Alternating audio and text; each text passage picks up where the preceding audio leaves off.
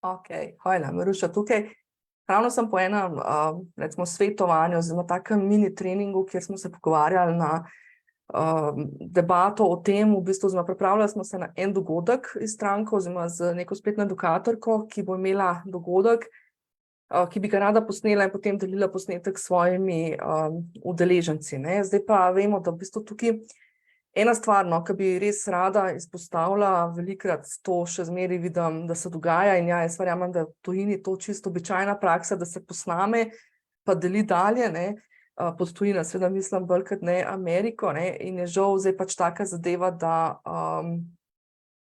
mi nismo Amerika, ne, pač v Evropi imamo kar nekaj, bom rekla, omejitev, od slovenske zakonodaje, zdaj sicer nisem pravnik, no, da bi vam znala točne člene povedati, pa točne zakone, pa tako naprej, no, ampak definitivno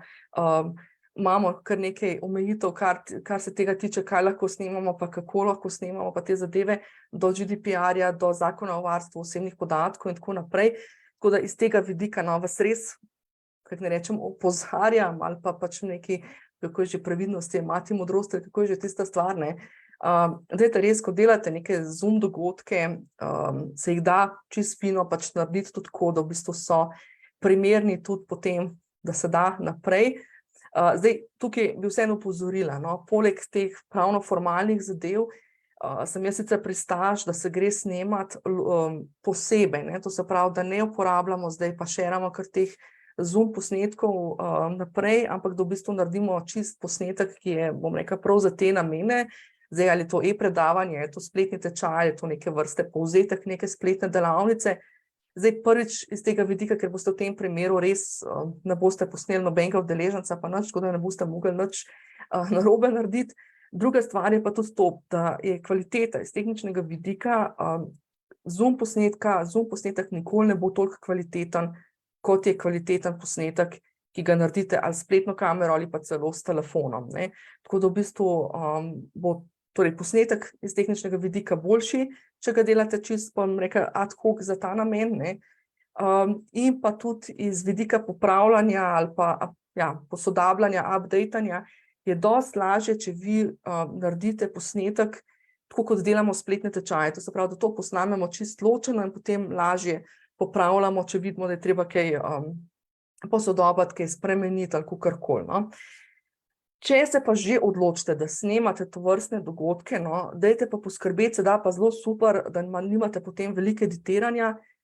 je najboljša varianta, da se zadeve posname na ta način, da v bistvu na posnetku, ko se posnamete, ste na posnetku samo vi, da se zaščiti to, da v bistvu se udeležencev ne posname, skratka, da se udeleženci niti oglasiti ne morejo medtem, ko snemate, da posname torej tudi samo vas in pa da v bistvu v delih, če zmeri, ne, pač če želite tisto neko interakcijo, ponavadi greste delati neke Zoom dogodke zato, da želite pač tudi neko interakcijo in da mogoče tiste dele, kjer pride do interakcije, ne posnamete, ne. Zdaj, ne samo zaradi, bom rekla, tega pravno-formalnega vidika, ampak konec koncev tudi zaradi tega, ljudje se dosti boljše počutijo, ne, če vejo, da se jih ne snema. Takrat se bo interakcija dosti lažje zgodila, ta občutek varnosti, ne, da to ni zdaj kar nekje posneto, pa da ne vemo, kam bo šlo, sploh še posebej, če gre za bolj kakšne mogoče občutljive teme ali kaj podobnega, ne, je dosti bolj primerno, ne, to se pravi, če v tistem momentu, ko odpremo nek dialog, nek prostor za komunikacijo in tako naprej, ne, da takrat izklopite snemanje, to udeleženci in vidijo in slišijo, ne, tako da pač dobijo, bom rekla, res tisti dokaz, da takrat je prostor za diskusijo, pa potem recimo, ne vem, imate še en del, ki ga pa posnamete potem na koncu, no. Tako da priporočam pa vsekakor, no, da se lotite tega čisto, kot delamo v spletne tečaje, to se pravi, da posnamete ločeno, zaradi kvalitete, zaradi varnosti, zaradi možnosti lažjega updatanja, če pa že, potem pa dajte upoštevati vsaj tistih nekaj osnovnih priporočil. Na ta način v bistvu boste tudi posnetke imeli, ne boste rabili, ne vem, se ukvarjati z editiranjem, popravljanjem, brisanjem, bluranjem, torej zamegljevanjem, ampak bojo že posnetki že po defaultu, že iz Zooma, ki bojo prišli ven, pripravljeni na ta način, da jih lahko pravzaprav zelo enostavno naložite ali svojo spletno učilnico ali pa končni fazi na YouTube, kot recimo neobjavljen posnetek, tako da podelite recimo samo s tistimi udeleženci, ki so dejansko na samem dogodku bili. Evo, upam, da vam je bil ta nasvet všeč. Če potrebujete kakršnokoli pomoč, kakšno svetovanje z tega področja, sem seveda na voljo tudi za to vrstne zadeve. Tako da, evo, prijetno e-dogodkanje.